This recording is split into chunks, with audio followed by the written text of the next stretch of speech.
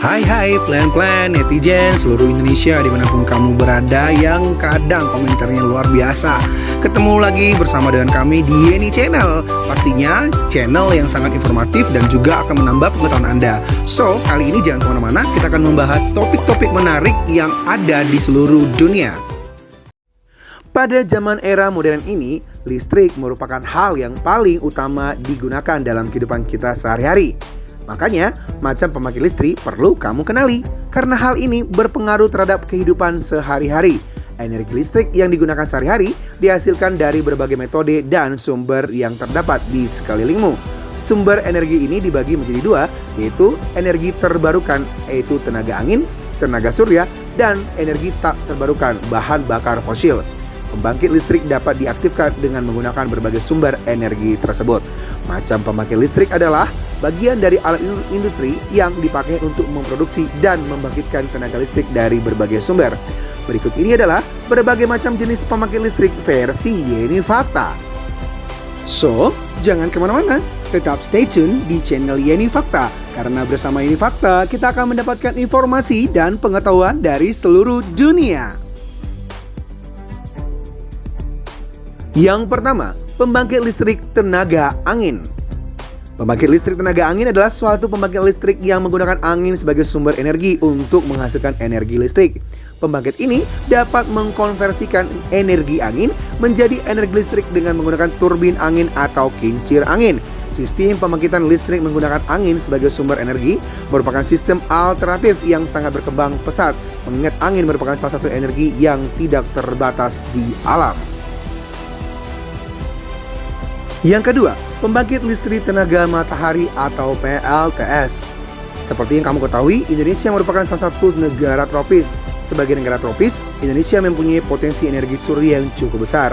Berdasarkan data penyinaran matahari yang dihimpun dari 18 lokasi di Indonesia, ada dua macam teknologi yang sudah diterapkan, yaitu teknologi energi surya termal dan energi surya fotovoltaik.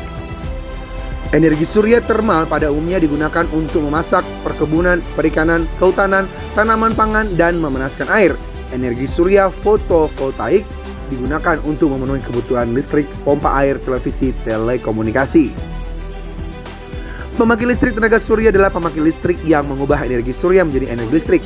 Selain itu, saat ini juga sudah banyak yang menggunakan tenaga surya untuk lampu penerangan di jalan-jalan, di perumahan, tempat parkir, area keamanan, atau di taman sebagai sumber listrik untuk instalasi wireless, radio pemancar, perangkat komunikasi, sebagai signal kereta api, kapal, serta sebagai portable power supply. Keuntungan yang diperoleh atau maksud kami adalah keuntungan yang diperoleh dari pemasangannya relatif mudah. Dapat dibongkar pasangan dengan mudah, biaya instalasi sangat rendah, dapat dipasang dengan mudah dan cepat di lokasi mana saja.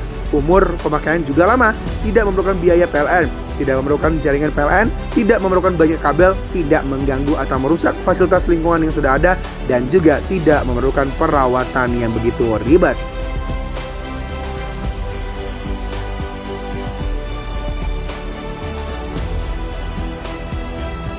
Yang ketiga, pembangkit listrik tenaga air toilet. Tahukah kamu jika energi listrik dapat berasal dari tenaga air toilet? Waduh, saya juga baru tahu nih. Apakah pernah terpikir oleh kamu jika banyaknya air yang kita buang di toilet, jika dihitung dan dikumpulkan dalam waktu sehari dari setiap rumah di seluruh dunia, maka air tersebut dapat menjadi potensi sebagai sumber energi alternatif. Yang keempat, pembangkit listrik tenaga sampah. Setiap hari tentunya kamu tidak lepas dari sampah, bukan?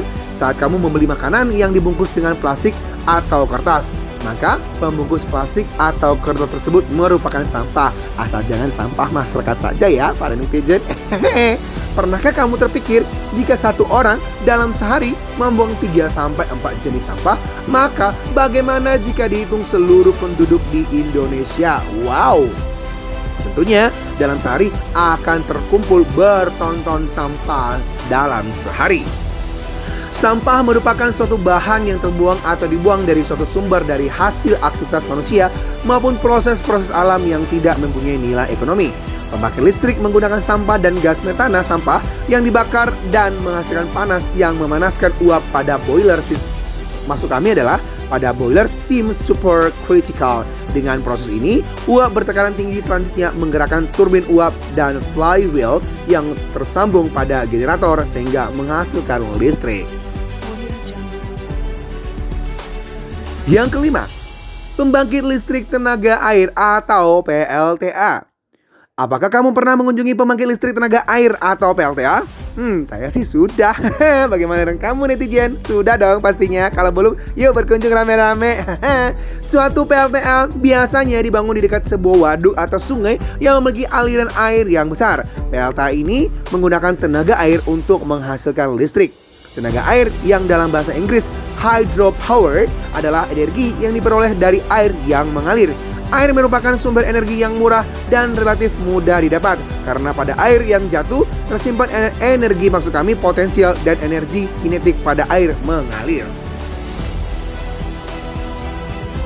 Yang keenam, pembangkit listrik tenaga panas bumi. Tenaga panas bumi adalah pembangkit listrik yang menggunakan panas bumi sebagai sumber energinya. Listrik dari tenaga panas bumi saat pemanasan memanfaatkan panas bumi, potensi listrik yang bisa dihasilkan oleh tenaga panas bumi.